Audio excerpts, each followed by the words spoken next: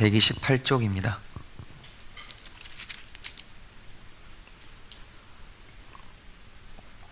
누가복음 19장 1절에서 10절입니다.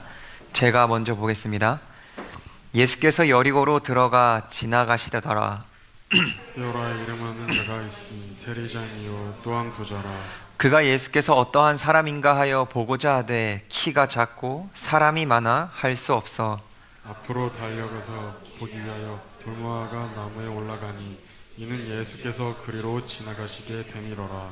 예수께서 그곳에 이르사 쳐다보시고 이르시되 삭개오야 속히 내려오라 내가 오늘 내 집에 유하여야 하겠다 하시니 급히 내려와 즐거워하며 영접하거늘 뭇 사람이 보고 수군거려 이르되 저가 죄인의 집에 유하러 들어갔도다 하더라.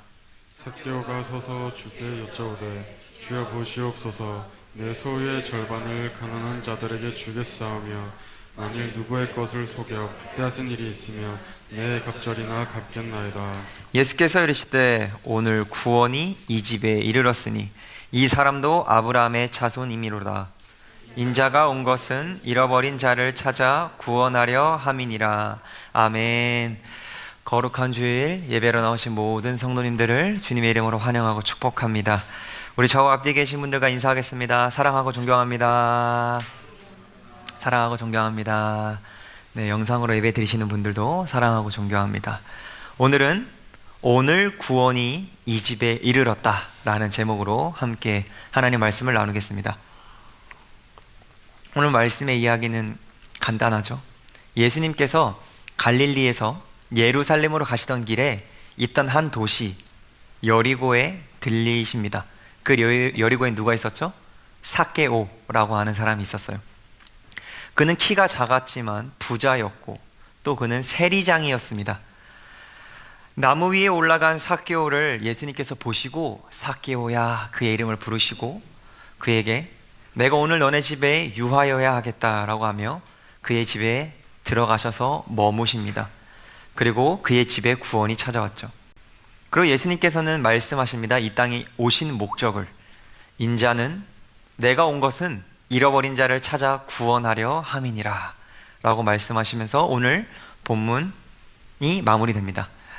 2절부터 함께 보겠습니다. 삭개오라 이름하는 자가 있으니 세리장이요 또한 부자라. 아멘. 오늘 본문의 등장인물 주인공이죠. 삭개오. 삭개오라고 하는 이름의 뜻은 무엇일까요? 삭개오. 우리 성경 골드맨 대표 삭개오. 맞아요. 우리 예정이가 저에게 텔레파시를 보냈습니다. 깨끗한 자, 의로운 자라는 이름의 뜻을 가지고 있어요. 그런 그는 어떠한 사람이죠? 깨끗한 자, 의로운 자라는 이름의 뜻을 갖고 있는 삭개오. 그는 세리장이요 또한 부자라고 합니다. 당시 세리는 어떤 사람들입니까? 자기 민족인 유대인들의 세금을 거두어서 로마에 바치는 사람이었어요. 그 과정에서 부당하게 세금을 더 거두어 자신의 이익을 챙기는 일이 빈번했습니다. 그러니 유대인들에게는 이 세리는요 단순한 공무원이나 직업을 가진 사람이 아니죠. 돈을 착취하는 죄인으로 여겨졌어요. 그런데 삭개오는 그냥 세리도 아니고 오늘 본문에서 뭐라고 나와 있죠? 세리장입니다. 얼마나 많은 돈을 착취했겠습니까? 그의 직책 덕분에 그는 부자였어요.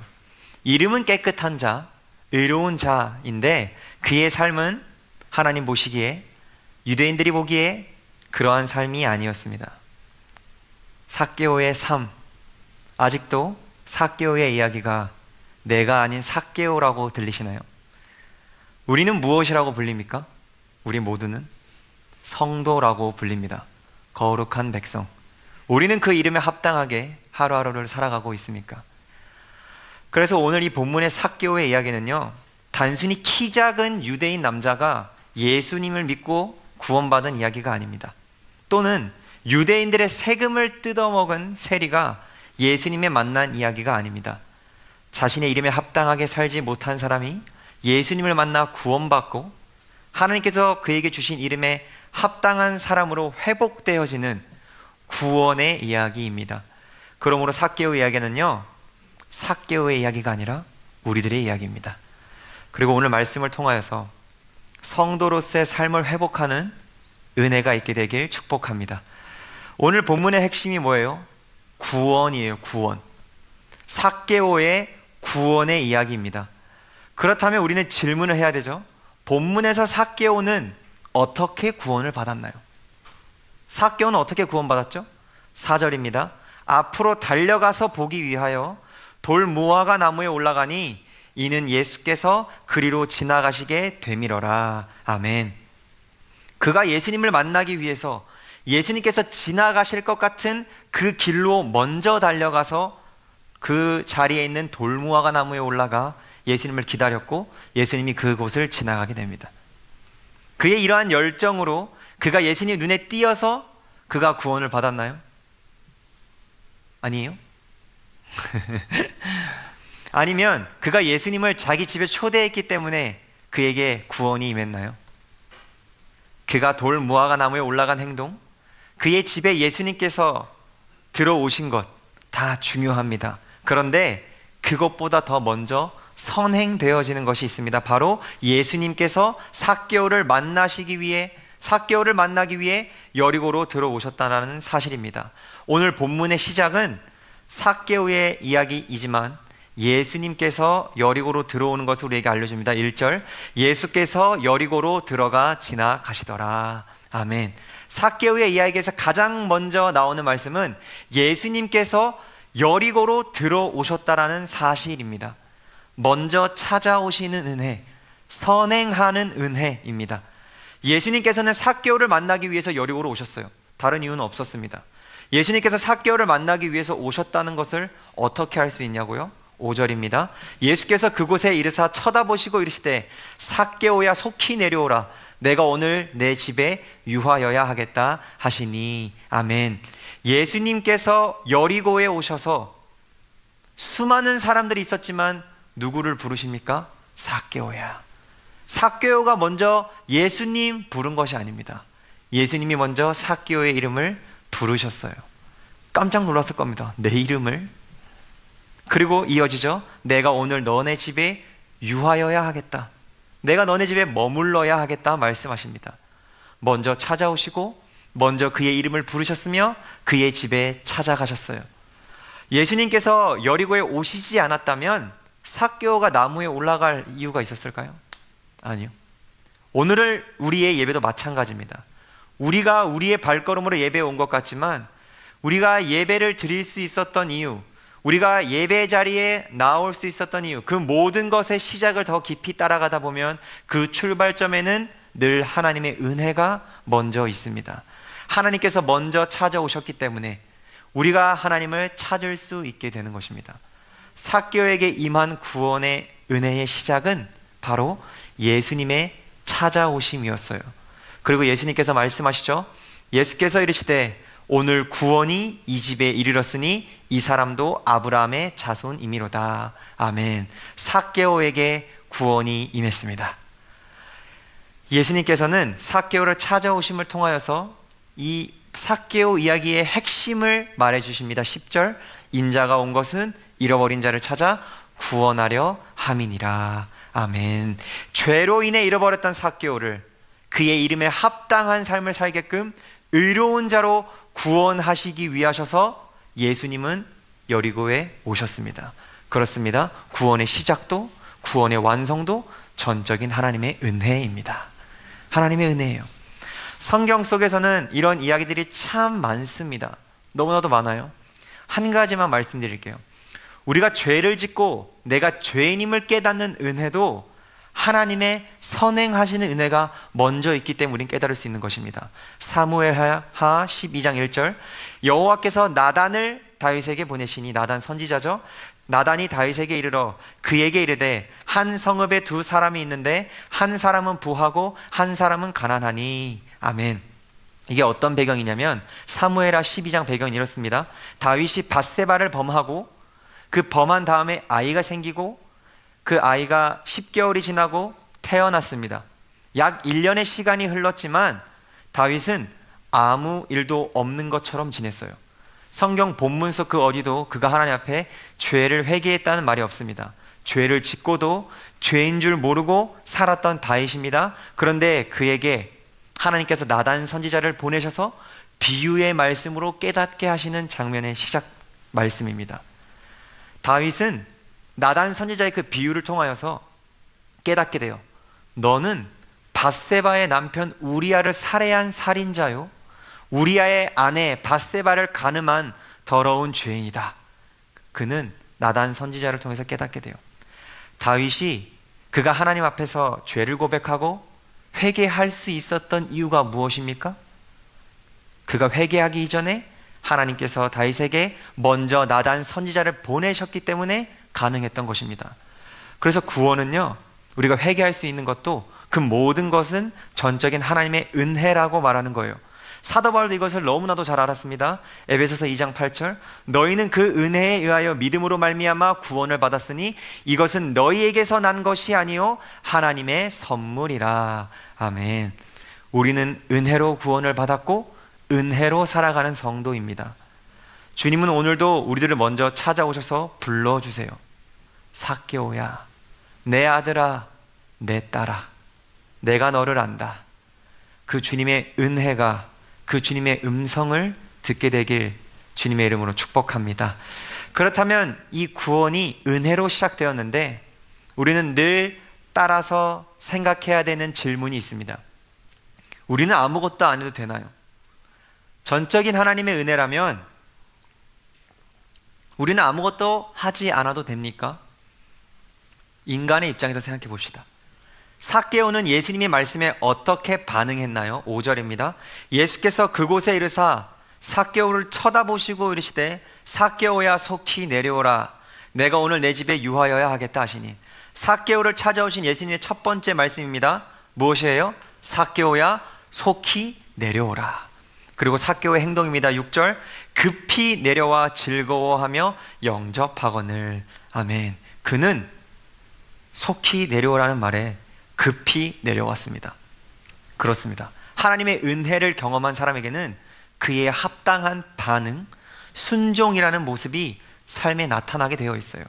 은혜를 받았다고 하는 것은요, 말로 하는 게 아닙니다. 하나님의 은혜는 사람을 움직이게 해요. 내가 은혜를 받았다면 속히 내려오게 되는 것입니다. 예수님께서 말씀하셨죠? 삭개오야 속히 내려오라. 삭개오는 그 말씀을 듣고 내려와서 즐거워했습니다. 속히. 저는 이 단어의 말씀을 묵상하다가 은혜 받았어요. 지금 내려오라는 거예요. 지금. 오늘 순종하라고 하시는 겁니다. 제가 주일에도 말씀 마치고 난 다음에 결단 찬양을 하고 결단 기도를 합니다. 그렇게 하는 이유가 무엇인지 아십니까? 결단하시라는 겁니다. 오늘 속히 결단하시라는 거예요.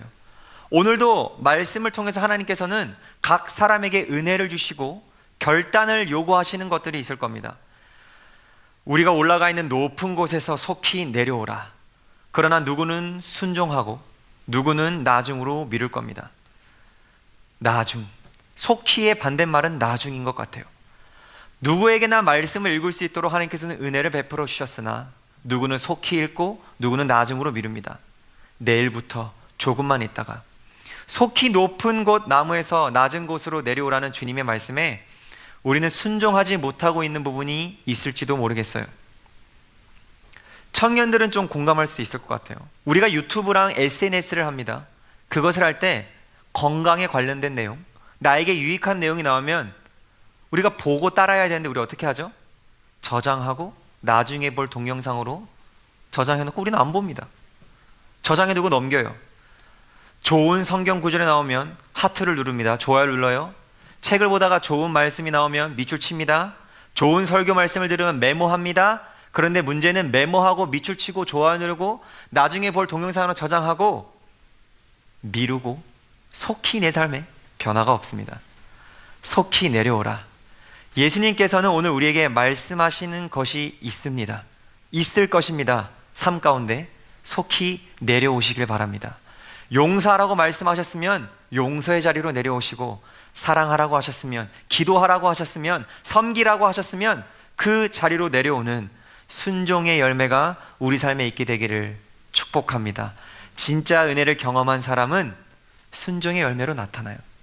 예수님을 만나 은혜를 경험한 삭개오, 그의 삶은 속히 변화가 나타납니다. 8절, 삭개오가 서서 주께 여짜오되 주여 보시옵소서, 내 소유의 절반을 가난한 자들에게 주겠사오며 만일 누구의 것을 속여 빼앗은 일이 있으면 내 갑절이나 갚겠나이다. 아멘.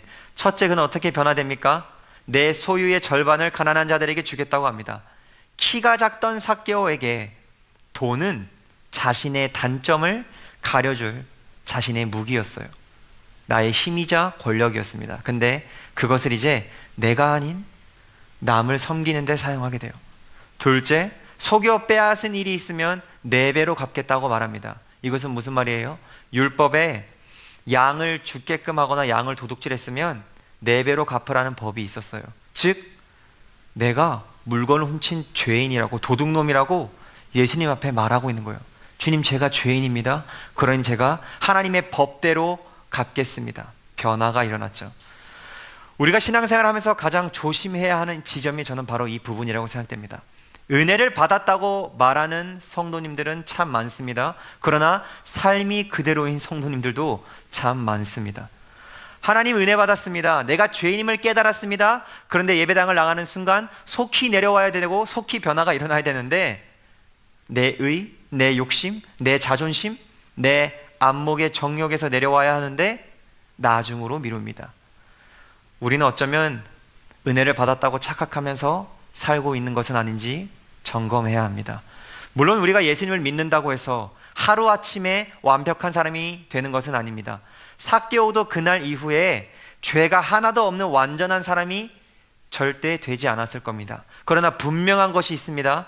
예수님을 진짜 만난 사람에게는 삶의 방향의 변화가 일어납니다. 죄를 지었으면 삭개오처럼 회개합니다. 잘못했으면 사과합니다. 빼앗았으면 돌려줍니다. 상처를 주었다면 용서를 구합니다. 내 것을 지키는 데만 관심이 있었던 삭개오가 다른 사람에게 자신의 소유를 주었던 것처럼의 변화가 그의 인생에 나타난다는 것이죠. 누가복음 19장을 우리가 오늘 보았는데 이 19장 삭개오의 이야기 전에 18장을 보면 대비되는 또 한 명의 부자가 등장합니다. 부자 청년이죠. 부자 청년도 예수님을 만나러 왔어요. 18장에 그는 예수님께 영생에 관해서 물어봅니다. 예수님, 제가 율법을 다 지켰어요. 그래서 예수님께서 말씀하시죠. 누가복음 18장 22절, 예수께서 이 말을 들으시고 이르시되 내게 아직도 한 가지 부족한 것이 있으니 내게 있는 것을 다 팔아 가난한 자들에게 나눠주라. 그리하면 하늘에서 내게 보화가 있으리라. 그리고 와서 나를 따르라 하시니 그 사람이 큰 부자이므로 이 말씀을 듣고 심히 근심하더라. 아멘. 한 부자 청년은 예수님을 똑같이 만났고 똑같이 말씀을 들었지만 근심하고 떠납니다. 다른 부자 삭개오는 말씀을 듣고 속히 내려와 변화됩니다. 둘 다 부자였지만, 둘 다 예수님을 만났지만, 둘 다 예수님의 말씀을 들었지만 한 명은 은혜 받고 변화되었고 한 명은 나중으로 미뤘어요. 그렇습니다.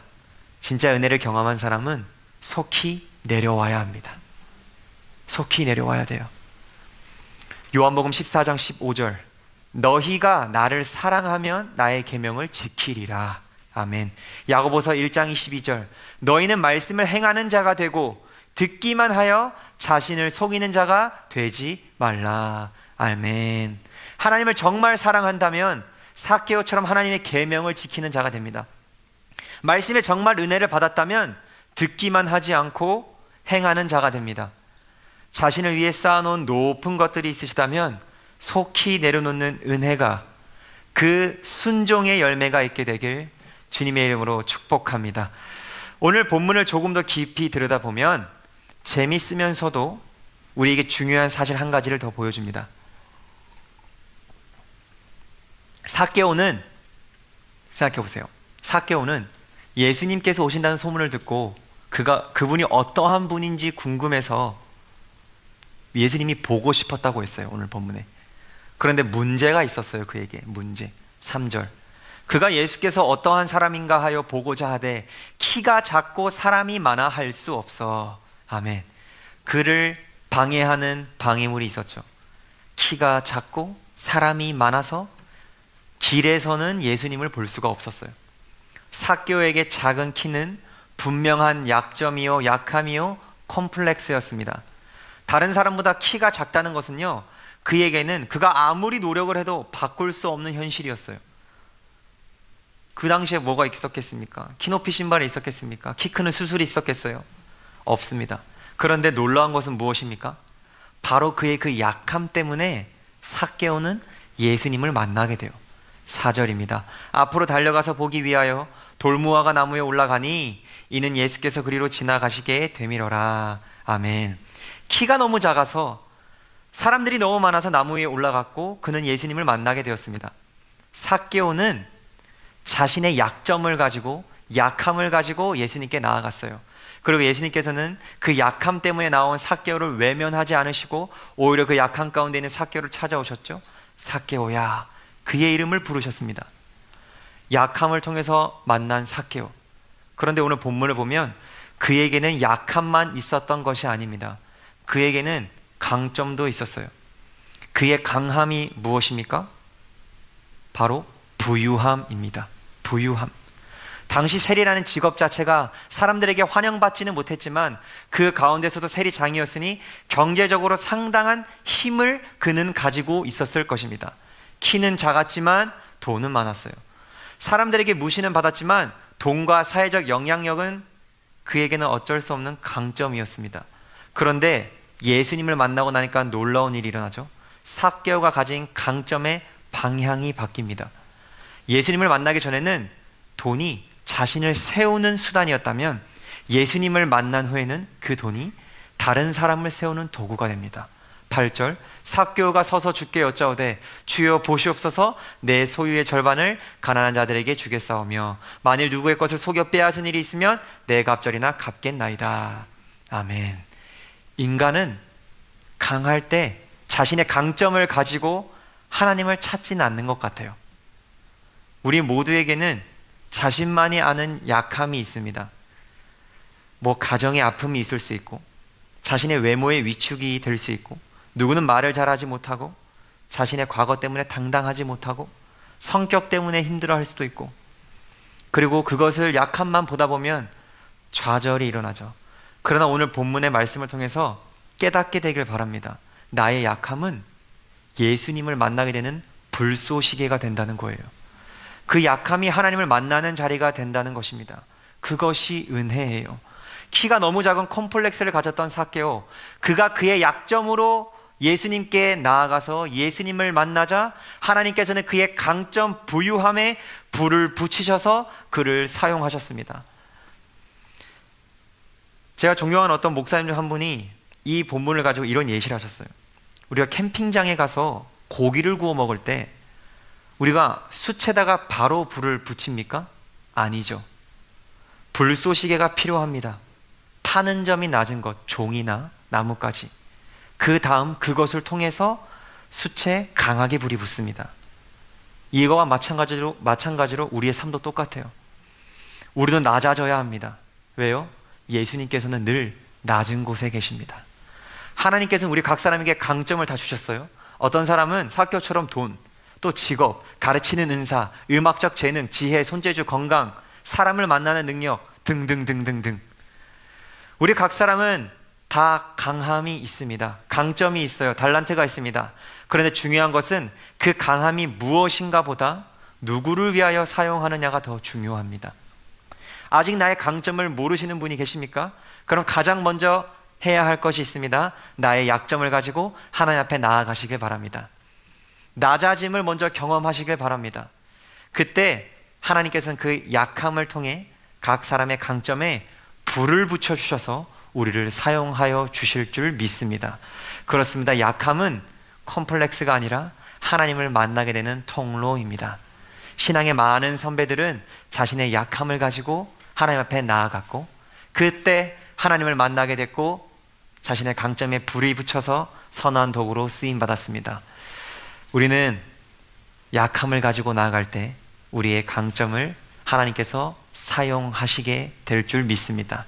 마가복음 10장 46절, 그들이 여리고에 이르렀더니 예수께서 제자들과 허다한 무리와 함께 여리고에서 나가실 때에 디메오의 아들인 맹인 거지 바디메오가 길가에 앉았다가 나사렛 예수시란 말을 듣고 소리질러 이르되 다윗의 자손 예수여 나를 불쌍히 여기소서 하거늘 예수께서 이르시되 가라 내 믿음이 너를 구원하였느니라 하시니 그가 곧 보게 되어 예수를 길에서 따르니라. 아멘. 보지 못했던 바디메오, 자신의 약점을 가지고 예수님께 나아가고 부르짖었더니 예수님을 만난 후 그는 예수님을 따르는 사람이 되었습니다. 요한복음 21장 15절, 그들이 조반 먹은 후에 예수께서 시몬 베드로에게 이르시되 요한의 아들 시몬아 네가 이 사람들보다 나를 더 사랑하느냐 하시니 이르되 주님 그러하나이다. 내가 주님을 사랑하는 줄 주님께서 아시나이다. 이르시되 내 어린 양을 먹이라 하시고. 아멘. 예수님을 3번이나 부인했던 베드로도 자신의 그 약함, 그 실패 가운데서 다시 예수님을 만났고 주님은 그에게 다시 그의 강점을 사용하셔서 사명을 맡기셨습니다. 그때 그는 그의 강함에 불이 붙었고 초대교회의 리더가 됩니다. 사랑하는 성도님들, 우리의 약함은 우리의 인생을 좌절시키는 컴플렉스가 아닙니다. 그 약함이 예수님을 만나는 시작점이 될 수 있다는 것입니다.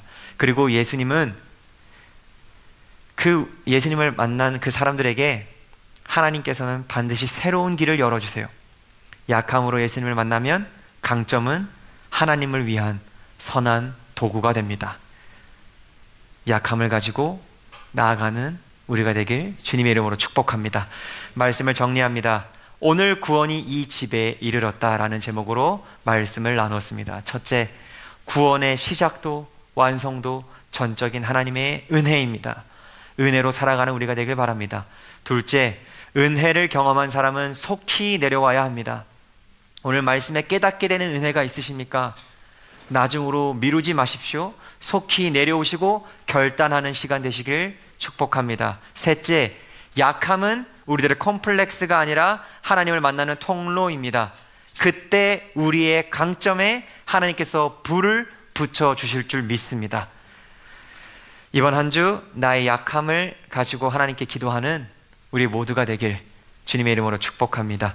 우리 시간 다 함께 나의 모습, 나의 소유 찬양하고